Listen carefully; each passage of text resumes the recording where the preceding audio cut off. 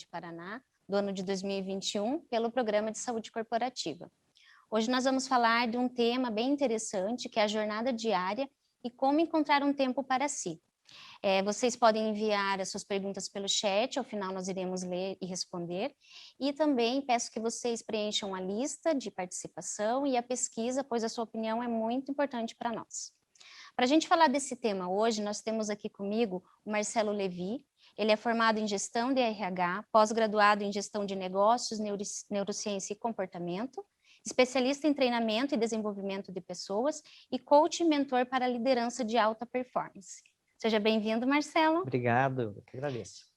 Nós sabemos, assim, que as 24 horas do dia para nós, elas são, muitas vezes, pouco para que a gente possa fazer todas as nossas metas e cumprir prazos. A gente tem família, tem trabalho, tem estudo, tem lazer. E a gente tem aquele hábito de dizer que nunca tem tempo, ou que sempre está tudo corrido. É uma espécie de piloto automático, como se a gente estivesse sendo levado pela maré e vamos vivendo assim. Sabendo que o mundo ele traz para nós infinidade de estímulos, que todos nós temos limitações, nenhum de nós é super-herói, nós somos seres humanos, né? Temos mesmo o dever de conciliar tantas tarefas e obrigações no nosso dia a dia? Gisele, essa pergunta para iniciar é bastante interessante. Até eu acho interessante, inclusive, como o universo converge quando a gente está buscando a conexão com um tema específico. Ontem, quando eu fui postar nas redes sociais o nosso evento aqui, a hora que eu abri o LinkedIn, apareceu uma frase que o Ricardo Amorim postou, da Oprah Winfrey, que diz o seguinte: a questão essencial não é o quanto ocupado nós estamos, mas sim com o que nós estamos ocupados de fato. Olha que interessante, né? Então, não é o quanto nós estamos ocupados, mas sim com o que nós estamos ocupados. Então, não, é claro que nós não temos o dever de conciliar tantas tarefas e obrigações no dia a dia, porque são muitas coisas que a gente precisa fazer e outras nem tanto. Só que nós precisamos dar foco e atenção nas tarefas que agregam mais valor, que trazem mais resultado para as nossas vidas. E por conta desse piloto automático que você disse, é natural do ser humano, porque o nosso cérebro ele foi construído, ele foi moldado para nos proteger. Então, rodar no piloto automático ajuda a gente a, teoricamente, economizar energia, ou seja, para viver mais. Então, o que a gente precisa, justamente, é desligar algumas vezes esse piloto automático. Então, nós precisamos dar atenção e foco a essas tarefas, só que para isso, nós, além de desligar esse piloto automático, nós precisamos, de alguma forma, começar a mapear e identificar essas tarefas, essas responsabilidades, essas atribuições, essas atividades que a gente tem no dia a dia, seja ela tanto no contexto pessoal quanto profissional. A partir do momento que a gente começa a fazer esse exercício no dia a dia, nós conseguimos identificar, por exemplo, quantas tarefas, quantas atividades a gente continua colocando em prática e elas não trazem resultado efetivo, elas não trazem valor, não agregam valor para a gente, sabe? E isso tem um contraponto que a partir do momento que a gente começa a trabalhar e a fazer, a despender o tempo em coisas que não agregam valor na nossa vida pessoal e profissional, nós acabamos não tendo tempo para coisas que são importantes. Como, por exemplo, cuidar da nossa saúde física, emocional, psicológica, fazer uma atividade física, ter um momento de lazer para nós, para nossa família, curtir os nossos filhos, curtir a nossa família, focar um pouco no nosso desenvolvimento pessoal e profissional, ou seja, afiar o machado, estudar, inovar, criar, buscar outras possibilidades, outras oportunidades, né, para a nossa vida pessoal e profissional. Então, a gente precisa, de alguma forma, desligar o piloto automático, identificar o que nos rouba esse tempo, para, a partir disso, sim, a gente ter tempo para essas coisas que são tão importantes para nós, sabe? Não sei se está fazendo sentido assim para você. Faz sentido, sim. E aí, até quando a gente tenta conciliar esse tempo, essas atividades diárias, nós sabemos que a gente passa por algumas frustrações, porque nem sempre você vai conseguir fazer tudo que você deseja naquelas 24 horas, né? E quando isso não é possível, como que a gente trabalha isso, né? A frustração de você ter achado que ia dar conta daquele dia e no fim você não deu conta, entre aspas, né? Legal. Primeiro ponto que é legal a gente desconstruir, porque nós temos um mito, a gente carrega esse mito ao longo da nossa existência, de que quando a gente está trabalhando muito é porque a gente está produzindo. Do que a gente está trabalhando muito, a gente de alguma forma está sendo visto e lembrado, seja no contexto pessoal, na nossa vida pessoal, seja no contexto profissional. Esse mito de estar sempre ocupado, ou seja, a pessoa está feliz porque está trabalhando muito, está produzindo muito, isso traz plenitude, satisfação, e isso não é verdade. Então, essa é uma primeira coisa que a gente tem que desconstruir para depois pensar em como conciliar isso. Então, nós vivemos um momento hoje em que esse excesso de tarefas, e quando eu falo excesso de tarefa, não é só trabalho, às vezes a gente tem essa característica de olhar só para o trabalho, e é um erro que a gente faz, que a gente tem, mas a gente precisa olhar também para o excesso de tarefas, atividades e responsabilidades do dia a dia, ou seja, da nossa vida pessoal.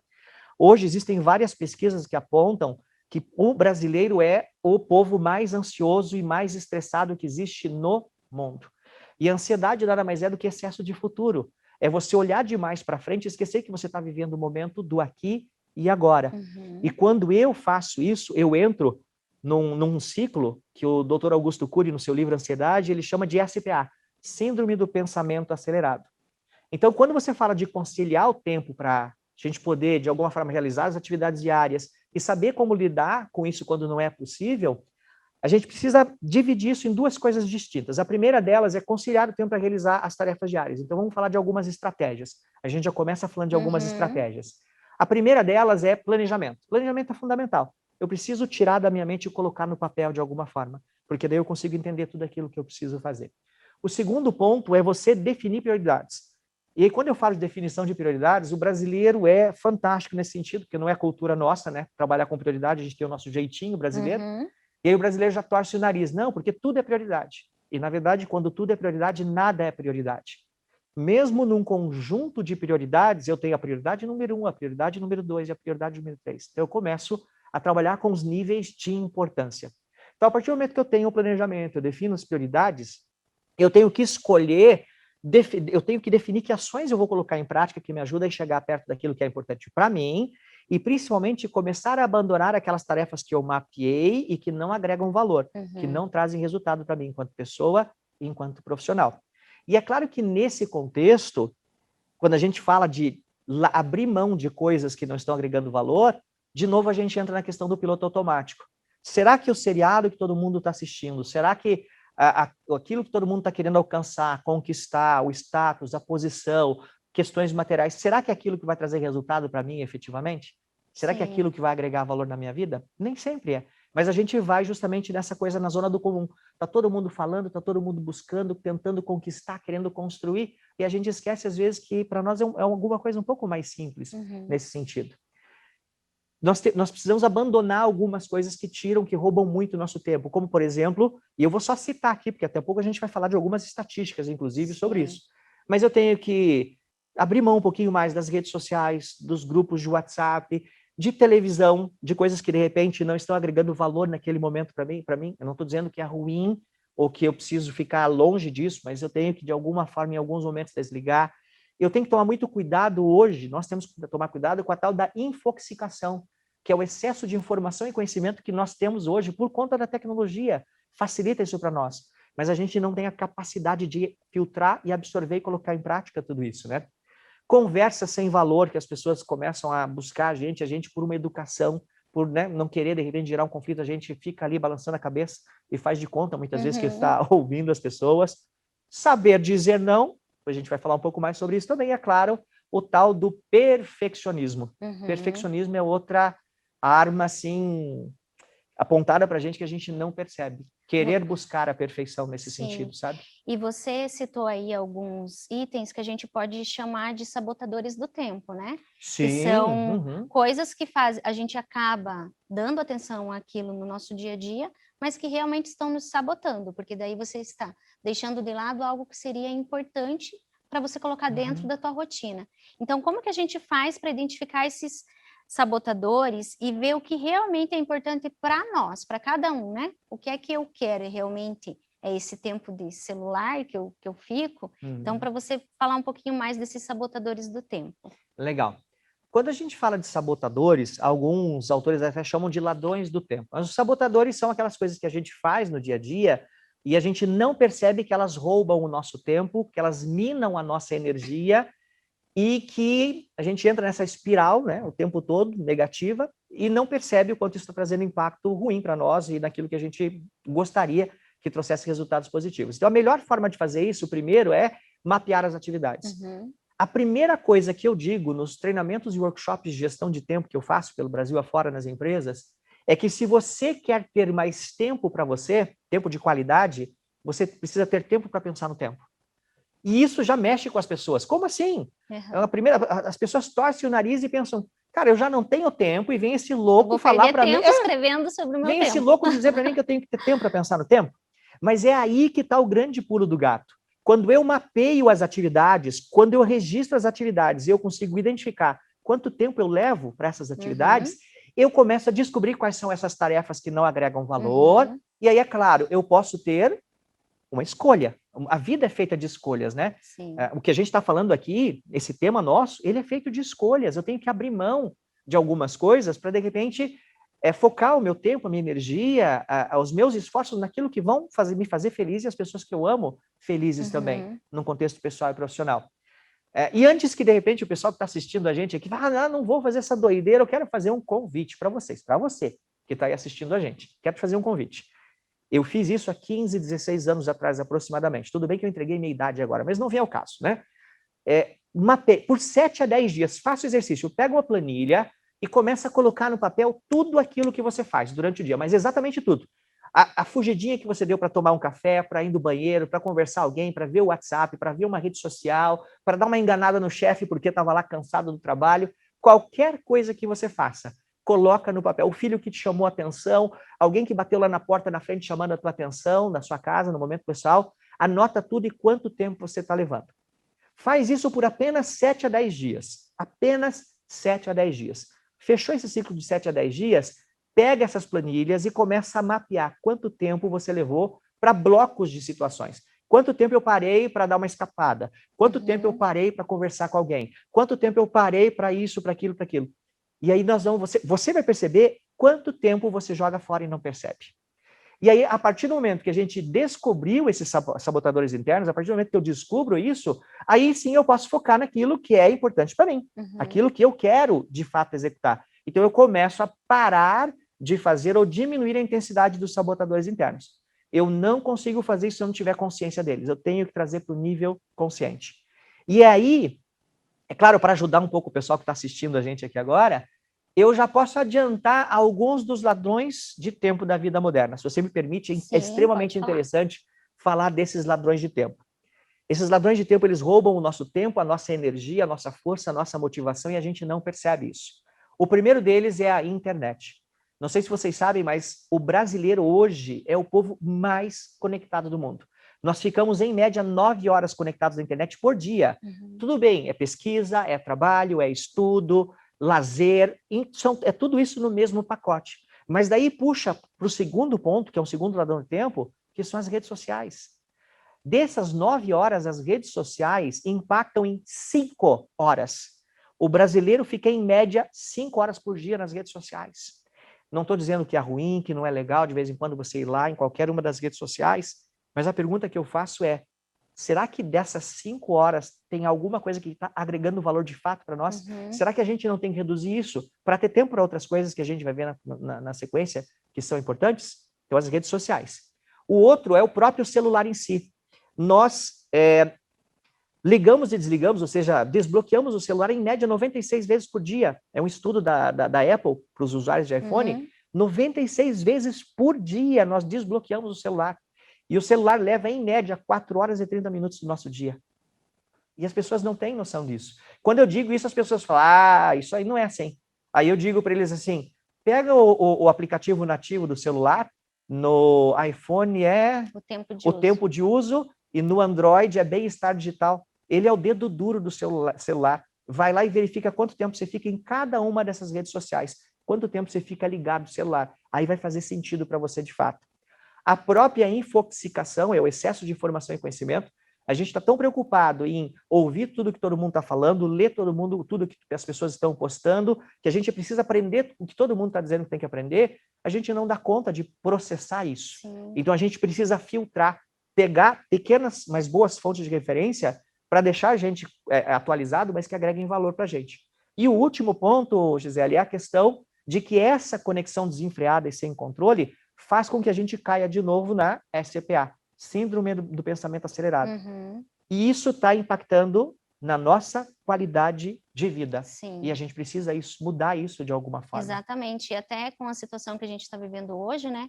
Que vai fazer quase um ano que a gente está numa pandemia, e esse acesso ao celular e às telas, ele ficou aumentado. Então, até que ponto eu quero, como propósito de vida para mim, passar 4 horas no celular? Então, é esse tipo de reflexão, né, que cada um tem que fazer para conseguir encontrar um tempo para si mesmo, mas um tempo mesmo de qualidade, olhando para dentro de si, né, olhando para sua saúde física, mental e espiritual também. Gisele, até, desculpa, se você me permite Pode fazer um falar. complemento só aqui, nós temos que parar de ter esse hábito de se comparar com as outras pessoas, o que para as outras pessoas é importante. A gente tem que parar e olhar o que é importante para nós. Exatamente. E aí você vai encontrar o teu propósito e o que você quer Justo. para sua vida e qual o tempo disso vai te levar, né? E aí, quando você está falando da gente ficar horas na internet, da gente ser o povo mais conectado, mas também o mais ansioso, né, do mundo. E o mais estressado. E o mais estressado, a gente traz que nós sabemos que sofremos influências no ambiente e influências também internas da nossa personalidade, da nossa criação e tal. E com esse tempo esse tempo não assim saudável que leva boa parte do nosso dia. A gente sabe que tudo isso atrelado à vida corrida, né, que é o que a gente quer aqui trabalhar. Nós, com isso, temos uma sobrecarga, né? Um cansaço físico, um cansaço mental, porque você está ali naquele piloto automático, quer dar conta de tudo, quer saber de tudo, quer ver tudo que está acontecendo, e daí o teu corpo e a tua mente, vai chegar uma hora que eles não vão aguentar, né? Então, que tipo de comportamento a gente deve observar para a gente evitar esse esgotamento físico? O que favorece eu ficar esgotada fisicamente, mentalmente? Legal. Tem alguns pontos que eu ilustrei, eu até coloquei aqui para não esquecer de nenhum ponto importante para passar para vocês aqui. O primeiro deles é superestimar o tempo que você tem. A gente quer abraçar o mundo e esquece que a gente não dá conta de fazer tudo. Não dá. Então a gente superestima o tempo. E por superestimar, a gente acaba supervalorizando a capacidade que a gente tem de executar muitas tarefas. E é por isso que a gente entra nesse looping de exaustão, de ansiedade, de angústia e muitas vezes até de depressão, dependendo da situação. Então, assumir uma quantidade de tarefas e responsabilidades muito grande dentro desse superestimar ou supervalorizar é um comportamento que faz com que a gente entre nessa espiral de cansaço físico, emocional e mental. Um outro ponto é abrir mão das coisas que são importantes para a nossa vida.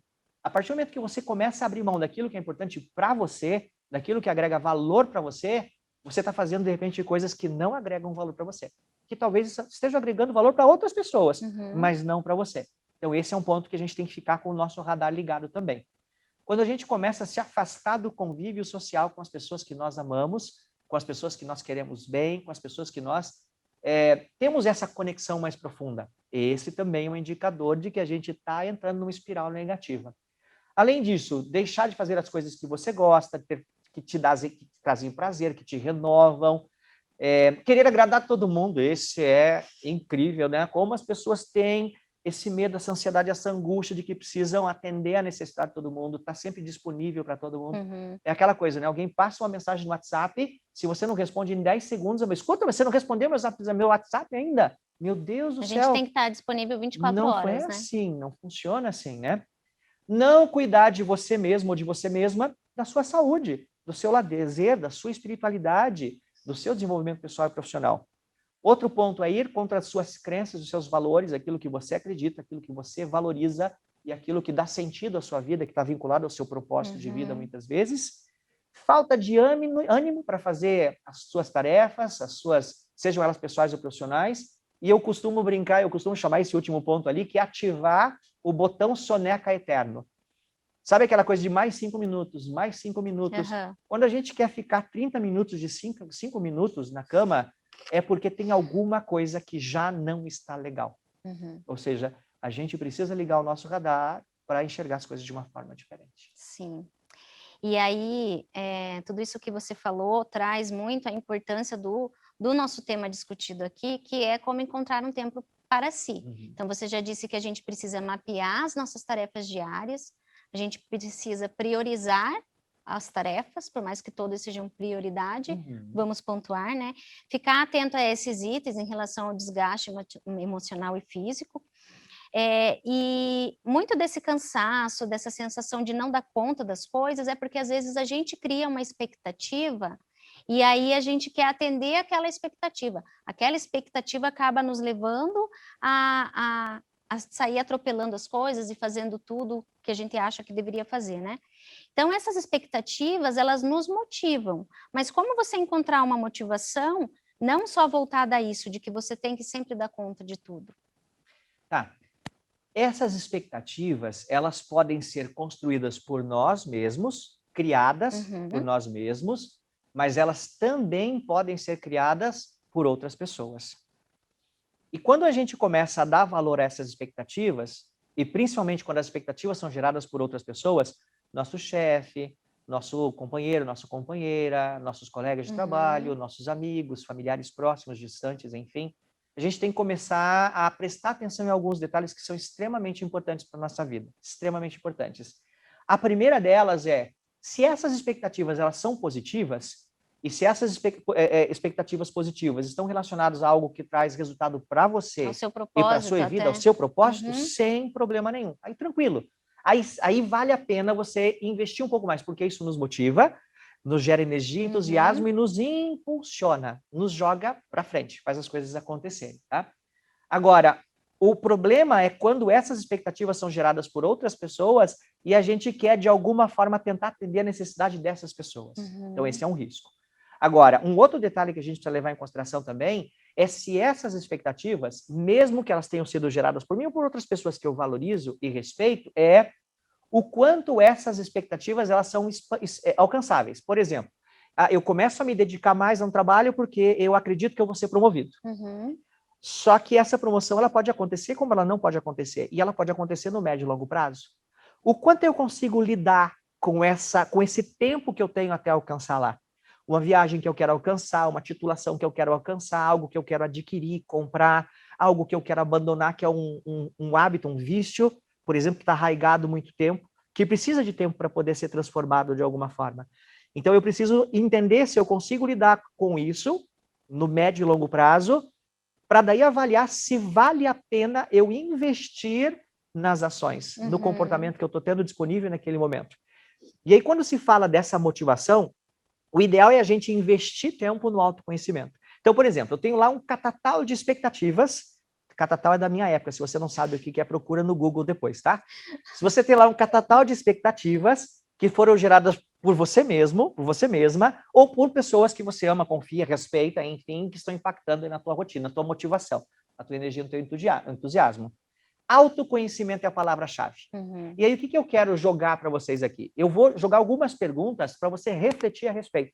Porque a partir do momento que você consegue encontrar respostas para essas perguntas, você consegue balizar, ok, está me fazendo bem ou vai me fazer bem, não está me fazendo bem, o que eu faço para mudar esse contexto? Então, por exemplo, essas expectativas são minhas ou dos outros?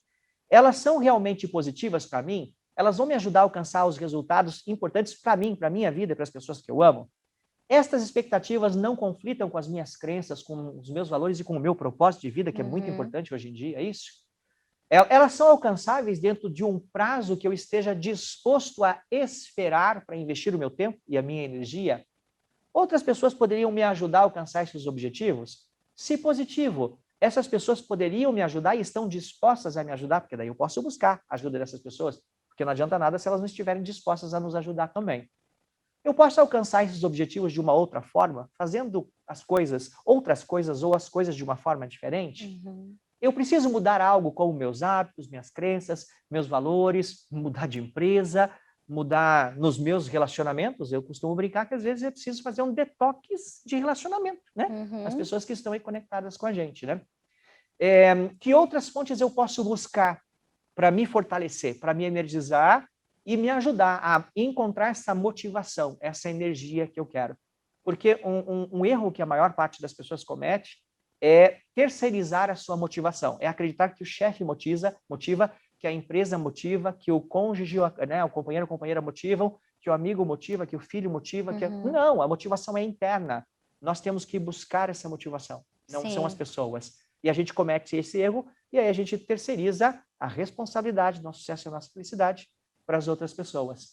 Então, a partir do momento que eu obtenho essas respostas, eu posso chegar a uma conclusão. Tá legal, vale a pena investir, mesmo que eu tenha que abrir mão de algumas coisas agora. Não tá legal, o que que eu faço? Preciso mudar. Porque senão, é aquela coisa, né? Se eu não me coloco na agenda, eu faço parte da agenda de alguém. Isso. E a partir do momento que eu faço a parte da agenda de alguém, a minha vida, o meu sucesso e a minha felicidade está na mão de outras pessoas e não na minha mão. E aí, quando você fala isso, que se você não está na sua agenda, você vai estar na agenda de alguém, vem aquele item importante que é assim, as pessoas elas não têm o hábito, ou elas veem como negativo você deixar um tempo do dia para você mesmo, né?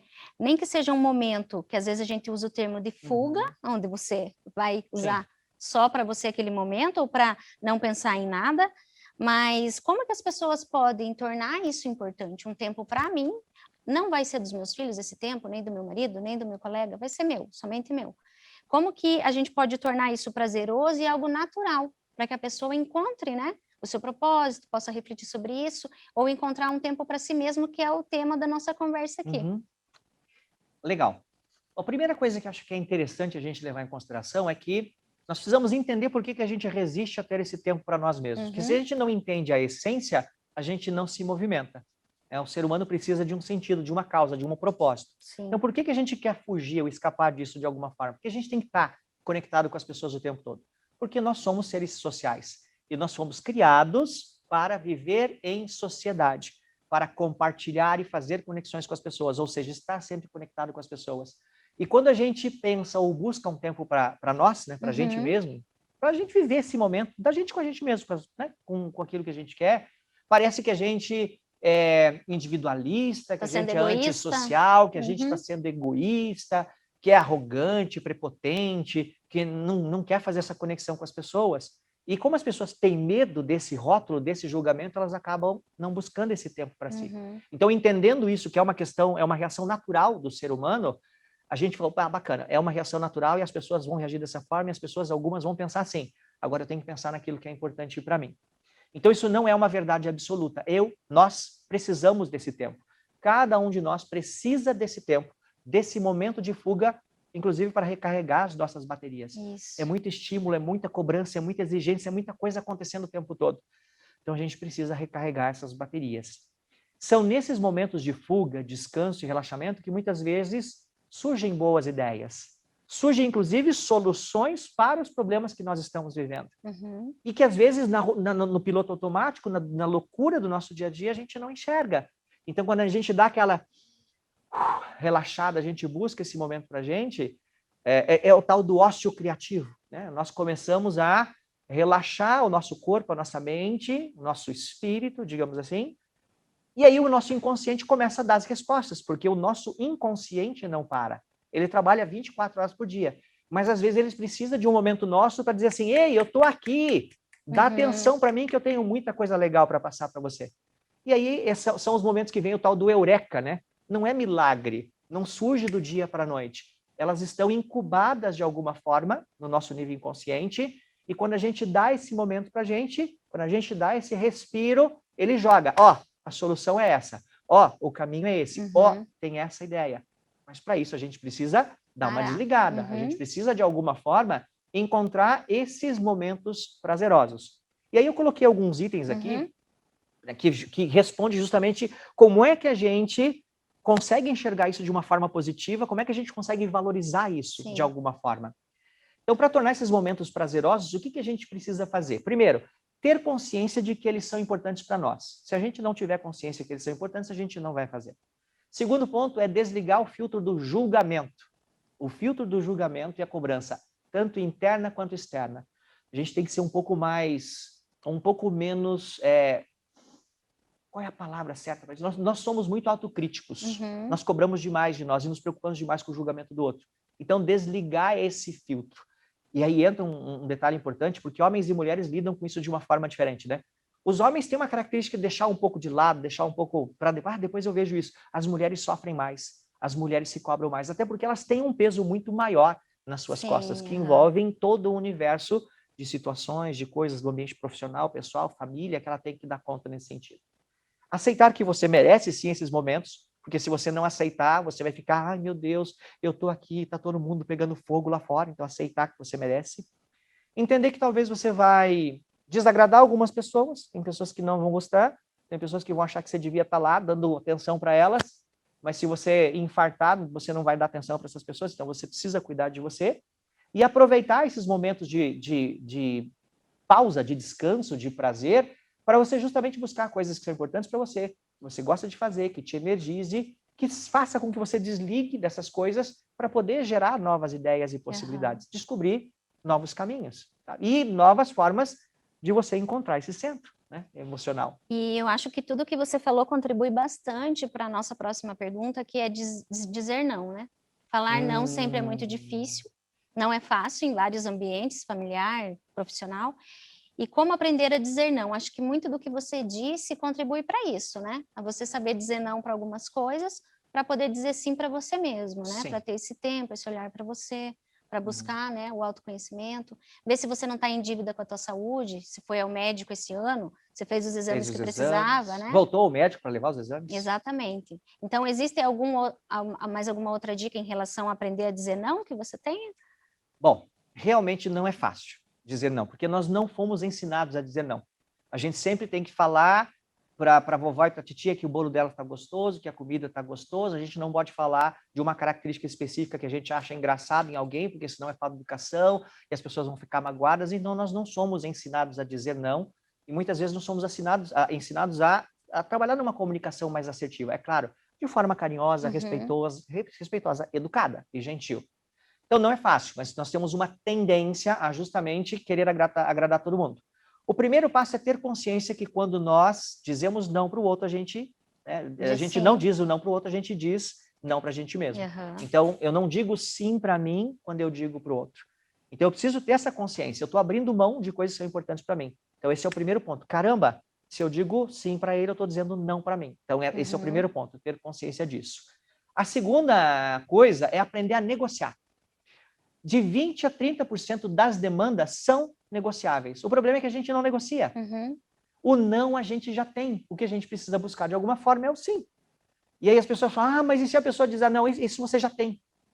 Agora, se algumas pessoas disserem sim para a tua negociação, para aquilo que você está tentando justificar, para aquilo que você está mostrando para elas, que você precisa dar conta primeiro para depois atender uma necessidade dessas pessoas, se de cada 100% do que você já recebe, 10 ou 20% você converter num maior tempo, ou passar para uma outra pessoa, ou deixar de fazer, já é uma evolução. Nós já evoluímos nesse sentido. Então, isso traz valor e traz resultado para a gente. Então, aprender a negociar mais. E é claro que a gente precisa também dizer para o outro que, primeiro, valorizar o nosso sim. Por que é importante o meu sim? Se eu não entendo e não acredito naquilo que eu estou querendo passar, eu não vou conseguir vender isso para as pessoas. Eu não vou conseguir vender a ideia, eu não vou conseguir negociar, porque eu estou lá, né, me segurando a onda naquele sentido. Então, eu tenho que aceitar isso como sendo importante para mim. E segundo, não é dizer não pelo não. Não vou fazer e pronto. O dizer não, o não agora pode ser um talvez. O não pode ser um sim daqui a pouco, desde que eu negocie, desde que a gente veja um prazo melhor, um momento mais adequado, mais ferramentas, mais recursos, ajuda de uma outra pessoa, seja no contexto pessoal ou no contexto profissional também. Então, dar embasamento ao nosso não. Esse é um dos pontos de um livro de um autor chamado... fugiu agora o nome do autor, mas o nome do livro é O Poder do Não Positivo, William Ury. O poder do não positivo é dar embasamento ao seu não, é justificar o seu não, é mostrar para as pessoas por que você precisa negociar daquilo e naquele momento você está dizendo não, mas em outro momento pode ser sim para aquela pessoa.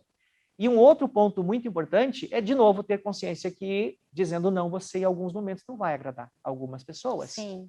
E se mesmo você justificando, mesmo você tentando negociar, mesmo você comentando que em algum momento você pode ajudar essas pessoas e elas não aceitarem isso, talvez seja o momento do detox de relacionamento. Será que, de fato, essas pessoas merecem estar no teu círculo de relacionamento?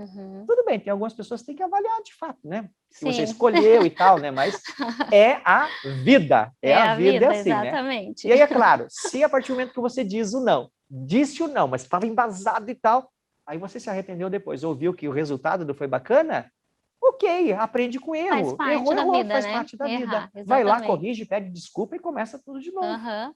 E esse não que você fala, às vezes é um não que você tem que dizer para você mesmo, né? O Sim. não para o tempo da rede social, o não para o tempo lá Netflix está do lá à que está me disposição. sabotando, né? Isso é bem interessante. Existem métodos para se organizar, né? Para encontrar Existem. né, forma de você ter o tempo para si mesmo. Tem algum método que você possa passar para a gente conseguir colocar dentro da nossa realidade, né? Tá. Existem vários métodos, técnicas, dicas, ferramentas e conceitos disponíveis aí no mundo afora para nós. O que é legal a gente levar em consideração? Qual é o melhor deles?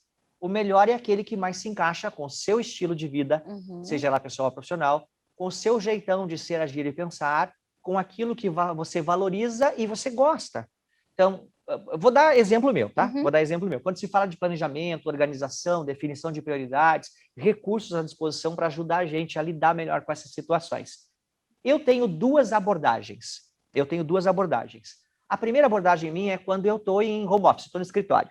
Eu sou das antigas, né? Como diria meu pai se estivesse vivo. Então eu gosto dos métodos tradicionais. Eu gosto de agenda, eu gosto de borrão, eu gosto de post-it, canetas e canetinhas coloridas. É assim, você quer ver eu ficar alucinado, motivado, energizado, é quando eu vou lá, faço uma atividade pesada, que eu sei que gastou muita energia, e eu risco com ela com toda a intensidade do meu ser. Aquilo me traz uma energia, uma motivação. Caramba, venci mais essa. Era o dragãozão que estava comendo o meu tempo, meu dia. Então, quando eu não estou viajando a trabalho, quando eu estou em casa, eu gosto de trabalhar com esse modelo mais tradicional. Agora, quando eu viajo, é diferente. Para não carregar muita coisa, eu uso ferramentas que a tecnologia me oferece. Então, eu uso o Outlook, eu uso alguns aplicativos, depois eu vou comentar alguns para vocês aqui, no meu computador, ou aplicativos do telefone celular, e eu coloco ali as tarefas, eu coloco os projetos, eu coloco tudo aquilo que preciso, porque eu vou viajar. Daí eu notifico no meu celular, eu peço para me avisar todas as coisas que eu preciso dar conta. Então, eu trabalho nesse modelo híbrido. Por quê? Porque o meu modelo de trabalho e de vida exige isso. Porque agora nem tanto, né? Por conta da pandemia, mas o meu modelo exige que volte e meia eu esteja em algum lugar diferente. Então, eu separo muito bem isso. E eu estou começando a migrar algumas questões do tradicional para o digital, porque eu percebo que está facilitando bastante a minha vida. Então, a minha dica é pesquise modelos, conceitos, técnicas, dicas e ferramentas. Então, eu vou jogar alguns aqui, né, se você me permite.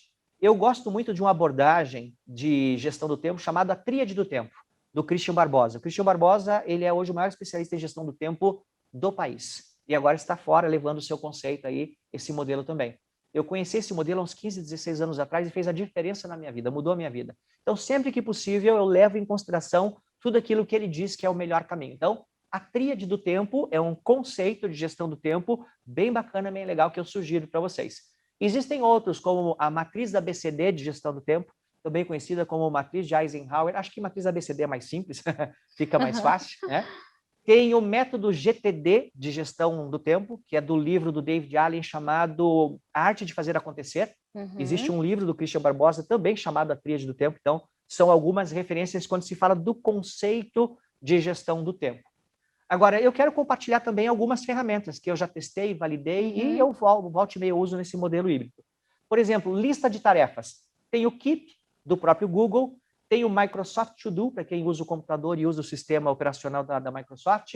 Tem o Remember the Milk, que é um tradicional, que é uma lista de tarefas que você leva para todo e qualquer lugar. Tem o Todoist e tem o OneTask também para o computador. São ferramentas específicas. Depois a gente pode até colocar os nomes para o pessoal que participou, tudo certinho. Então, lista de tarefas, esses, por exemplo, são muito bons, tá? Inclusive, tem uns deles que fazem um barulhinho quando você tica, que eu adoro. Cada vez que ele faz um plim, foi pro universo, graças a Deus que já foi aquela. O outro, é engraçado, né? Como isso motiva a gente. Pelo menos me motiva, né? Para projetos, você tem muitos projetos pessoais e profissionais. Você pode usar o Trello, o Planner da Microsoft, a Asana, Basecamp, então tem vários aí, se você pesquisar, tem muitos outros aí disponíveis. O Trello é bem legal, bonitinho, a conta gratuita já atende, tá?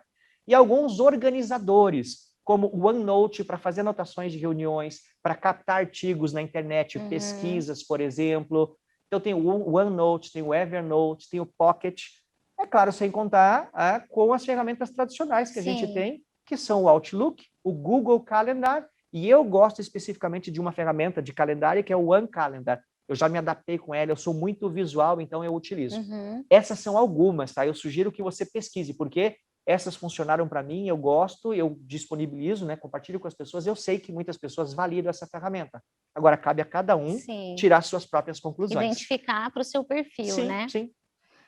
Bom, essa conversa está sendo muito boa, Marcelo, e agora a gente está chegando ao fim, né? E eu gostaria que você colocasse, você já deu diversas dicas aí na Sim. sua fala, mas quais são as principais que você entende como importante para que tanto homens quanto mulheres, né, dentro de cada diferença que existe no dia a dia de cada um, possam encontrar esse tempo para si mesmo. Então, a mulher que tem marido, que tem filhos, que trabalha, ou que não tem marido e trabalha o tempo todo, o homem que trabalha muito, quase não fica com a família, né? Então, quais suas dicas para esse público, para que ele possa encontrar um tempo para si? Legal. Algumas delas a gente até já comentou, então eu vou, é como se fosse um checklist aqui, algumas eu vou complementar daí, tá? Então, o primeiro delas é o passo zero. O passo zero é pega papel e caneta ou o seu aplicativo, o seu programa de computador que você mais gosta de fazer anotações. Por que é importante fazer anotações? Primeiro, o nosso cérebro, quando ele percebe que nós estamos fazendo anotações, ele gera novas conexões, ele cria novas conexões neurológicas e ajuda a gente a ampliar a nossa percepção. E segundo, porque quando a gente anota alguma coisa, o nosso cérebro percebe, opa, se está anotando é porque é importante. Se é importante, ele amplia o foco naquilo que é importante para nós. Então, o nosso cérebro ajuda a gente nesse sentido. Depois disso, o primeiro passo é definir, tanto na esfera pessoal quanto profissional, tudo aquilo que é importante para você. E, na medida do possível, colocar isso sempre em primeiro lugar, em primeiro plano. Mas é importante também você refletir sobre aquilo que você está fazendo, mas não agrega valor, que você não quer fazer mais, que você quer abandonar, que você quer substituir, que você quer mudar por novos comportamentos ou novos hábitos. Então, é muito importante, tanto o que é importante e aquilo que não é importante. Fuja das tarefas inúteis que não agregam valor. A gente já deu dicas de algumas, né? Fuja de tarefas inúteis. Pensa que isso vai trazer resultado e felicidade, plenitude e satisfação na sua vida. Fuja. Diminua o tempo de conexão nas redes sociais, na internet e, na boa, ouvindo essa montoeira de coisa ruim que está sendo disseminado na internet, nas redes sociais. Desliga os filtros. Pega lá pequenas boas fontes de referência e se atualiza só com essas, aquelas que você se sente seguro e confortável, tá?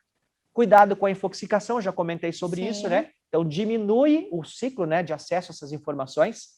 E, é claro, reforçando algumas coisas que nós já falamos anteriormente, é criar o hábito de planejar, definir prioridades e organizar os recursos. Recursos é tempo, recurso é material, recurso é pessoas, recurso é financeiro, recurso é tudo aquilo que de alguma forma vai te ajudar a economizar tempo para depois você ter mais tempo.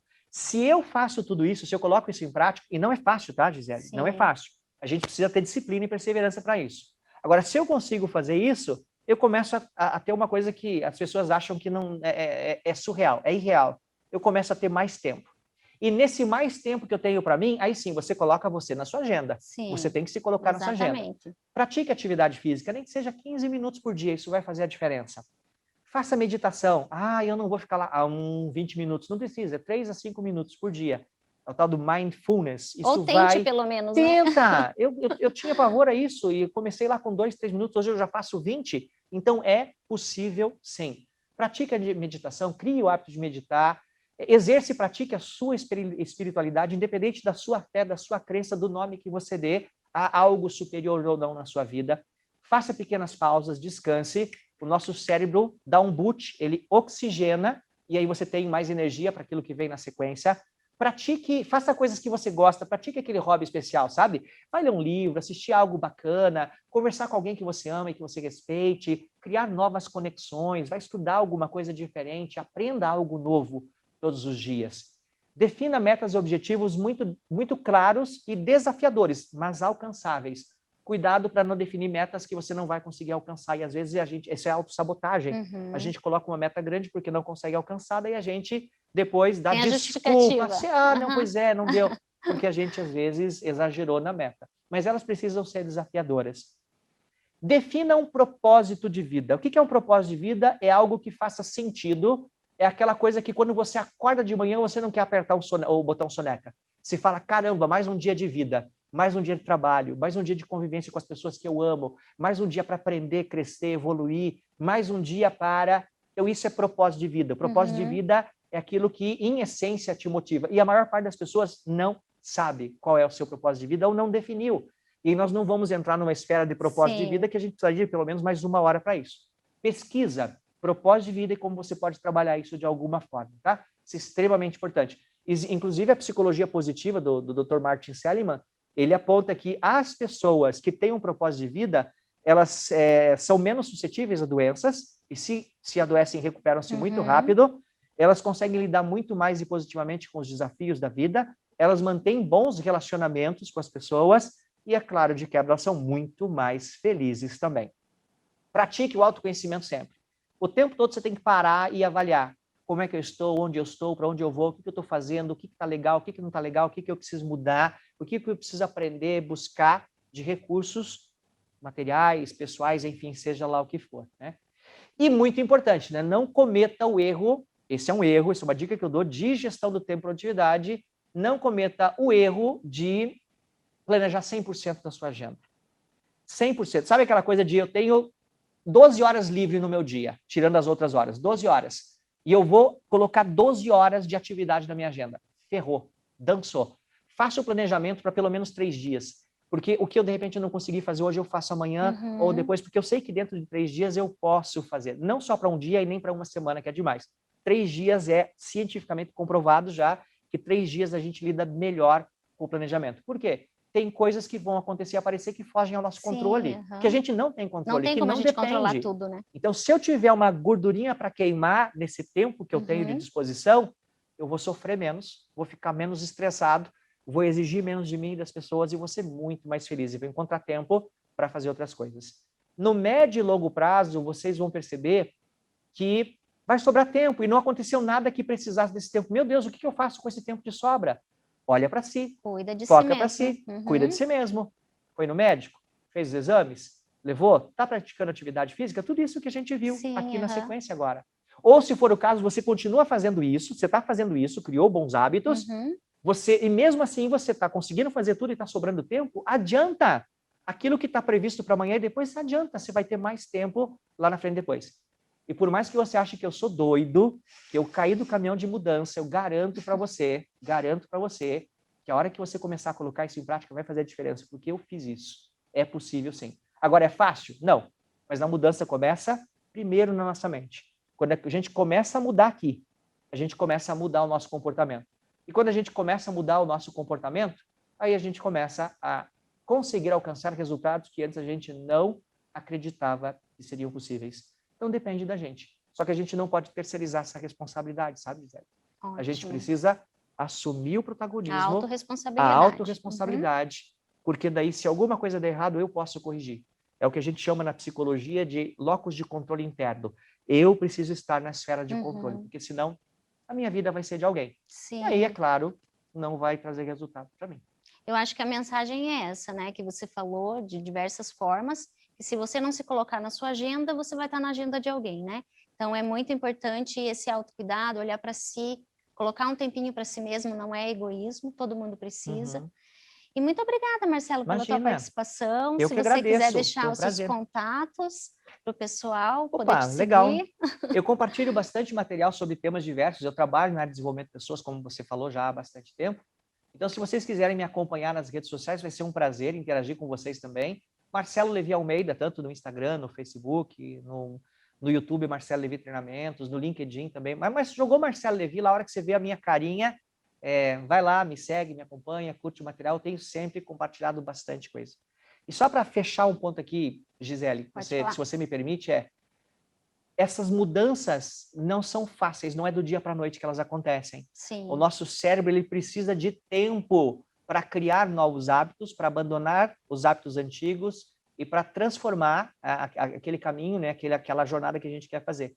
Então, nós precisamos de pelo menos 2 a 3 meses de aplicação prática, disciplinada e perseverante, para que essas coisas aconteçam. Então, hashtag fica a dica, não abandona, Não porque abandona. você vai ter resultado depois de um tempo, tá bom? Que ótimo. Obrigado, viu? Muito obrigado. Muito obrigada. Eu lembro só para vocês preencherem a nossa pesquisa, pois a opinião de vocês é muito importante. E até uma próxima.